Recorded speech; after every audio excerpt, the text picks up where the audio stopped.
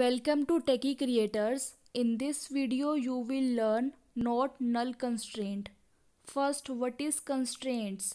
Constraints are used to specify rules for the data in a table.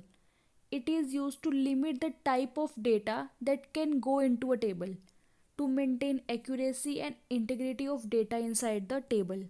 Basically, it is a rules only. What is not null constraint? Not null constraint enforces a column to not accept null values.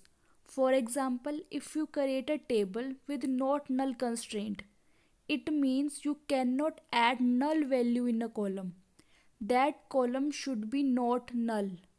Every time when you insert a row or update a row, you have to give value.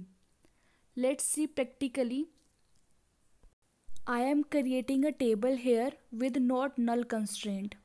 Create table imp creators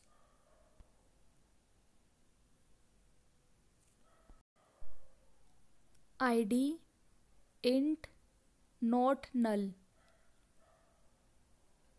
comma name, its data type that is varchar, its size I am giving 20 here, not null, comma age data type integer, bracket close, then semicolon. Table created. Let me insert some data into the table. I am giving the values in ID and age column only. Let's see what happens. You can see there is an error. You cannot insert null value in the name column.